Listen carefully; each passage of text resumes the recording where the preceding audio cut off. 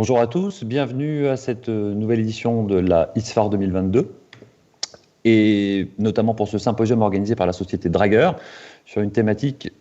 qui, je pense, vous intéressera tous, autour de la ventilation protectrice chez le patient obèse. Donc je me présente, je m'appelle Emmanuel Futier, je travaille au CHU de Clermont-Ferrand et c'est un plaisir que de partager avec vous ces prochaines 15 minutes. Tout d'abord, mes conflits d'intérêts, juste pour vous signaler qu'il n'y a rien dans tout ceci qui devrait interférer avec la nature du propos qui va être le mien au sujet de cette présentation. Concernant la problématique de la population obèse, il ne fera de doute pour personne, je pense, que l'incidence de l'obésité et la prévalence de l'obésité augmentent dans nos hôpitaux. C'est vrai en France, c'est vrai partout dans le monde. Évidemment, ces patients sont de plus en plus fréquemment pris en charge au bloc opératoire, que ce soit pour des chirurgies bariatriques, que pour des chirurgies qui n'ont finalement plus grand-chose à voir avec cette problématique-là. Et donc, évidemment, quel que soit votre lieu d'exercice, vous allez invariablement être amené à prendre en charge de plus en plus de patients qui sont obèses au bloc opératoire et donc confrontés évidemment à cette problématique de la prise en charge sur le plan ventilatoire. Alors, vous le savez, l'obésité induit des modifications d'ordre physiologique et physiopathologique qui sont d'ores et déjà bien connues, et notamment sur le plan cardiovasculaire et sur le plan respiratoire. Ce sont des patients qui sont parfois un petit peu compliqués à prendre en charge, et il faut évidemment avoir en tête les modifications physiopathologiques induites ou consécutives à l'obésité, de façon à optimiser la prise en charge de ces patients-là. Alors pour rentrer plus spécifiquement dans le sujet qui nous intéresse aujourd'hui concernant la prise en charge ventilatoire, on sait depuis maintenant un certain nombre d'années que ce sont des patients qui présentent assez fréquemment et assez volontiers des critères d'intubation difficile, voire de ventilation difficile au masque facial. L'IMC est, dans la plupart des études, retrouvé comme un facteur indépendant associé à une augmentation de ce risque particulier. Et donc il faudra évidemment tenir compte d'un risque prévu ou prévisible d'intubation, voire de ventilation en masque difficile, et donc optimiser la prise en charge ventilatoire et la gestion des voies aériennes supérieures chez ces patients particuliers. C'est également un facteur de risque, l'obésité, de complications pulmonaires en post-opératoire. Et quand on s'intéressait par exemple à cette série de patients publiés il y a une petite dizaine d'années maintenant, l'IMC, comme vous le voyez, était assorti d'une augmentation du risque de réintubation non prévue après chirurgie en raison évidemment de la survenue de complications pulmonaires post-opératoires. Donc ce sont des patients qui ont un risque particulier de gestion difficile, parfois difficile des voies aériennes supérieures. Ce sont également des patients qui ont un risque particulier de complications pulmonaires après la période chirurgicale. Alors si on s'intéresse à l'incidence des complications pulmonaires chez cette population de patients particulière,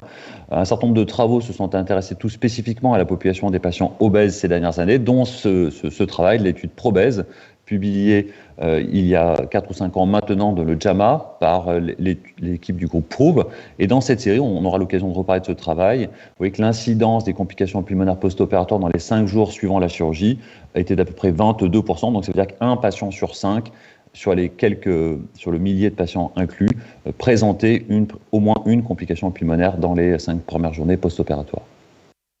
Alors l'obésité et l'IMC augmenté, vous le savez, est assorti d'un certain nombre de modifications physiologiques et physiopathologiques, on en a parlé préalablement, et notamment sur le plan respiratoire, une modification des volumes pulmonaires. Et plus l'IMC augmente, plus finalement il est attendu que les patients aient une modification de leur volume pulmonaire, et notamment de la capacité vitale, et tout particulièrement également de la capacité résiduelle fonctionnelle, qui aura des conséquences évidemment sur la gestion ventilatoire de ces patients-là, notamment par rapport au risque de formation et d'apparition d'atelectasie assez précocement.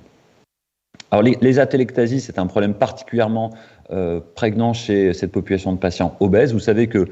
du fait de l'obésité, particulièrement quand on a des obésités importantes, il n'est pas rare d'avoir une augmentation du poids de la cage thoracique et également une augmentation du poids de l'abdomen, l'ensemble de ceci contribuant à un déplacement vers la droite de la courbe pression-volume et donc une modification des caractéristiques mécaniques ventilatoires des patients dont il faudra tenir compte, notamment dans le réglage des paramètres ventilatoires et particulièrement le réglage de la pression de fin d'expiration positive dont on parlera juste après. Et l'ensemble de ces modifications, assorties à une réduction de la capacité résiduelle fonctionnelle, contribuent bien évidemment à la formation précoce d'atelectasie sur des quantités de parenchyme pulmonaire qui peuvent être plus ou moins conséquentes. Et donc si on résume, en fait, l'obésité est responsable donc d'une augmentation du poids finalement de la masse abdominale, l'augmentation de la masse abdominale et l'augmentation des contraintes mécaniques imposées sur la paroi thoracique, assortie à une augmentation des résistances dans les voies aériennes, plus la réduction des volumes pulmonaires, créer les conditions d'une apparition assez rapide et assez précoce d'atelectasie dès les premières minutes de la ventilation mécanique. Et si évidemment on n'y fait rien, ces atelectasies vont avoir la possibilité d'augmenter en taille et en importance au niveau du parenchyme pulmonaire et possiblement faire le lit des complications qui suivront au décours de la chirurgie. Et vous voyez sur la partie gauche de cette diapositive des informations dont on aura besoin pour la suite. Et effectivement, il va falloir tenir compte de ces modifications, notamment ce qu'elles impliquent et ce qu'elles imposent en termes de modification de la pression transpulmonaire, de façon à adapter le réglage de son ventilateur. Alors, la première chose dont on a parlé préalablement, c'est les difficultés de gestion des voies aériennes et éventuellement de ventilation en masque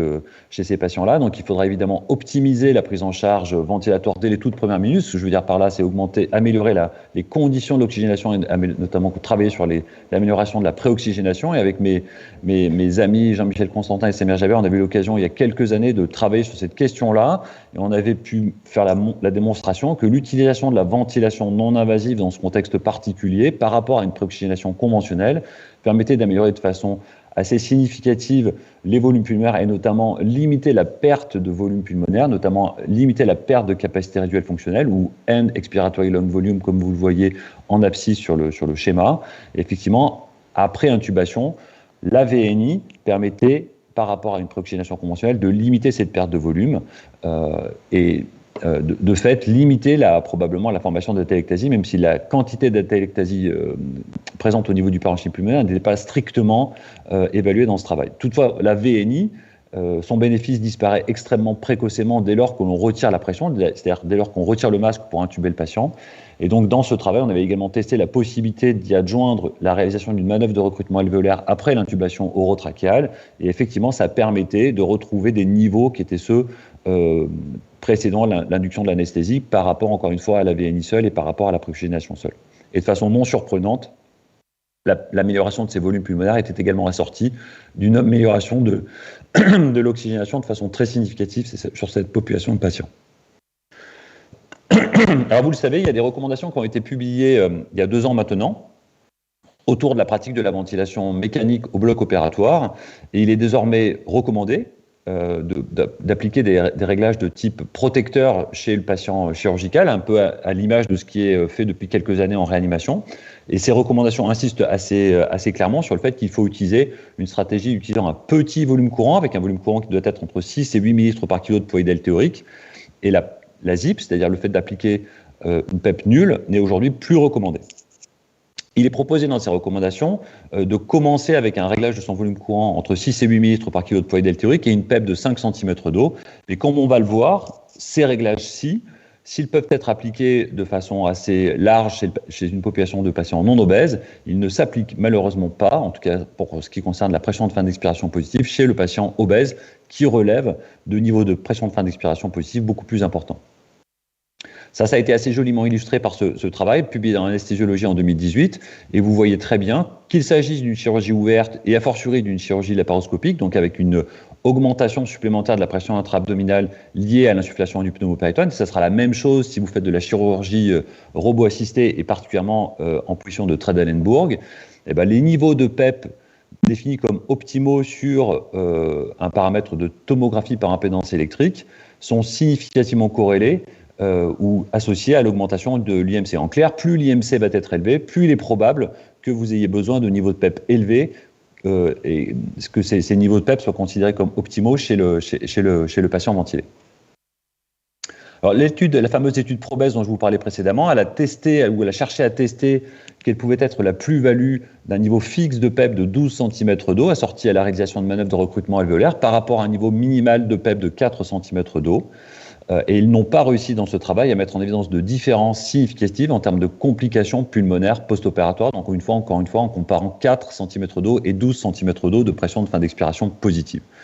Alors, on avait, avec mon ami et collègue Thomas Godet, eu l'occasion d'écrire un éditorial en parallèle de la publication de ce travail,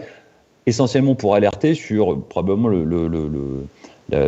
l'inutilité de ce type de travaux, notamment parce que le fait d'appliquer un réglage fixe de pression de fin d'expiration positive ne permet absolument pas d'exclure, en tout cas de par la méthodologie de STC, que le niveau de PEP dont pouvait avoir besoin individuellement chaque patient se situe entre les deux valeurs ou au-dessus de la valeur de 12 cm d'eau. Et donc comparer des niveaux fixes de PEP chez des populations de patients, qu'elles soient obèses ou non obèses, n'a finalement assez peu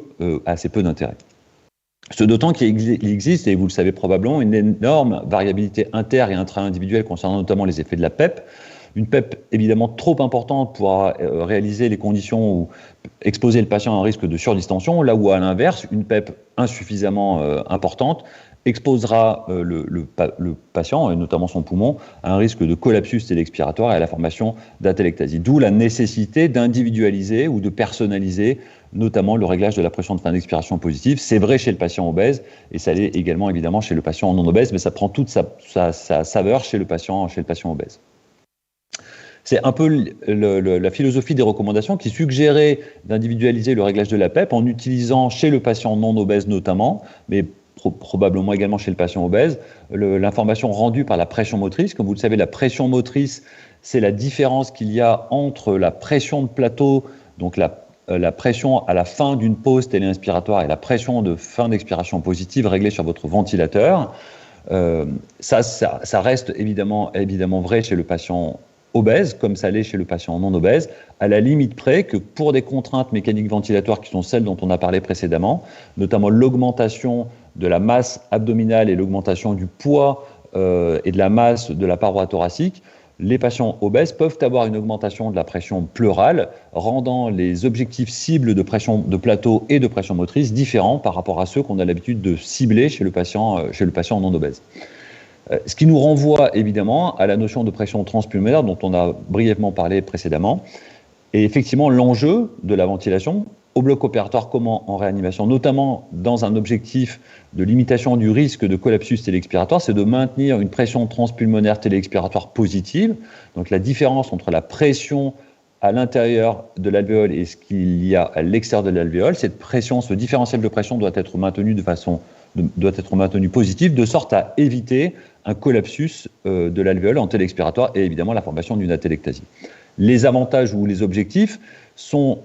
d'éviter la formation d'un atelectrauma, donc de lésions pulmonaires induites par la ventilation mécanique, mais également de surdistension liée cette fois-ci non pas à une pression transpulmonaire télé-expiratoire négative, mais à une pression transpulmonaire télé-inspiratoire excessive, et dans ce cas-là, on crée les conditions d'une surdistension. Et malheureusement, un réglage fixe de PEP peut exposer le patient soit à un risque d'atelectrauma, soit de surdistension, d'où la nécessité d'une personnalisation, d'une individualisation du réglage. Alors ça a été assez joliment montré dans ce travail qui vient tout juste d'être publié dans Anesthésiologie. Une population de patients obèses proposée à une chirurgie par robot et placée donc également en Trendelenburg du fait des conditions auxquelles le patient se devait d'être exposé pour que la chirurgie puisse être réalisée. Ce que l'on constate dans ce travail, c'est que sous l'effet de l'augmentation de l'IMC, donc une augmentation de l'indice de masse corporelle, on a une augmentation de la pression de plateau et de la pression motrice, de la pression de travail, qui est évidemment renforcée dès lors qu'on place le patient en position de Trendelenburg. Ça s'associe à des risques majorés d'avoir, de fait d'un réglage fixe de la PEP, une pression transpulmonaire télé-expiratoire négative et une augmentation en élargissement de la pression motrice transpulmonaire. Et dans ce travail, les auteurs retrouvaient assez joliment que quand on individualisait, quand on optimisait le réglage de la PEP, on se situait à des niveaux de pression de fin d'expiration positive supérieurs, bien supérieurs à ceux qui étaient ceux du réglage fixe d'une pression de fin d'expiration positive. Idéalement, cette pression de fin d'expiration positive doit être individualisée après la réalisation d'une manœuvre de recrutement alvéolaire. Et vous savez que la PEP seule, comme une manœuvre de recrutement alvéolaire seule, ne permettent pas de réexpandre efficacement un poumon. La combinaison d'une PEP et d'une manœuvre de recrutement alvéolaire, d'une PEP post-manœuvre de recrutement, est nécessaire pour permettre une réaération et le maintien de ce bénéfice en termes de réaération.